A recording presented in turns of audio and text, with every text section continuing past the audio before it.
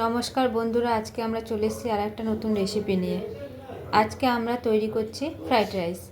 তার জন্য প্রথমে জল গরম করতে বসিয়ে দিয়েছিলাম, তার মধ্যে 2 চামচ মতো লবণ আর তেজপাতা দিয়ে দিয়েছিলাম।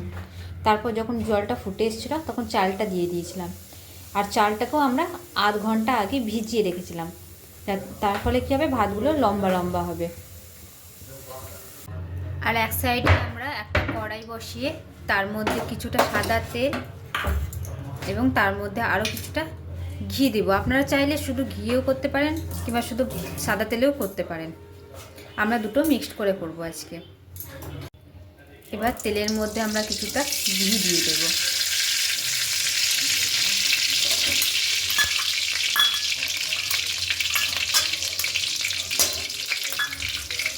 এবং তার মধ্যে 2 টুকরো দালচিনি, তেজপাতা আর একটা ছোট এলাচ দিয়ে দেব।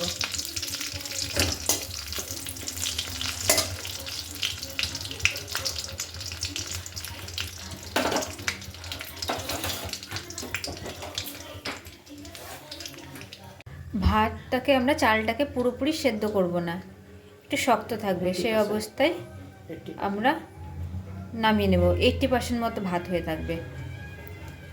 দেখছেন কি সুন্দর লম্বা লম্বা চালগুলো হয়েছে।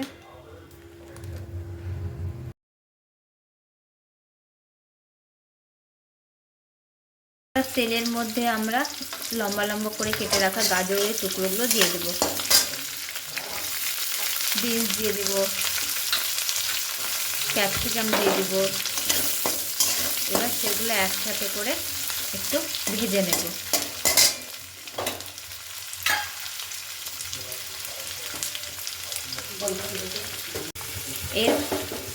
এরপরে আমরা এর মধ্যে মশলা দেব। মশলাতে আমরা দিয়েছি জিরা, আদা, সাহা গোলমরিচ, জায়ফল, এলাচ, ছোটো এলাচ, দালচিনি, কাবাব চিনি, বড় এলাচ, ছোটো এলাচ করে বেটেছি আমরা। সব মশলা একসাথে দিয়ে বেটে নিয়েছি। আদা।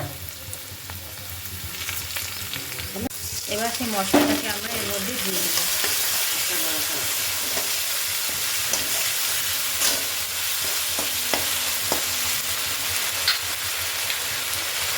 এবার পরিমাণ মতো লবণ দিয়ে দেবো।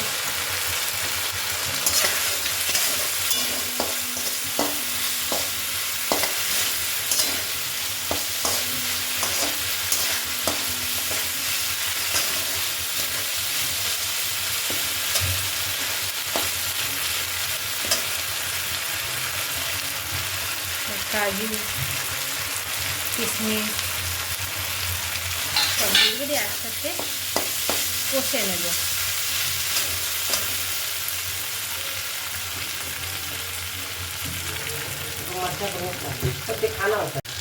মশলাগুলো কষা আমাদের মোটামুটি সব হয়ে গেছে।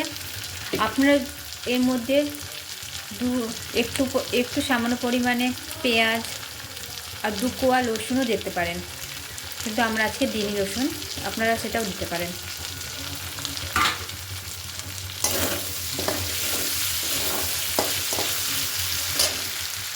এরপর এতে আমরা চিনি দিয়ে দেব।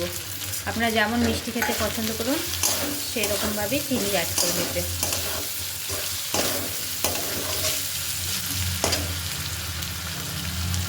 এরপরে যে ভাতটা আছে সেটা অল্প অল্প করে এর মধ্যে মেশাবো।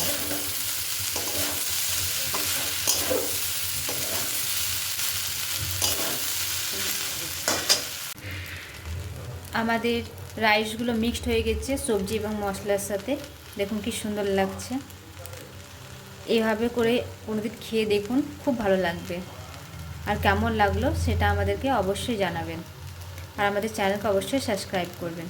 ধন্যবাদ।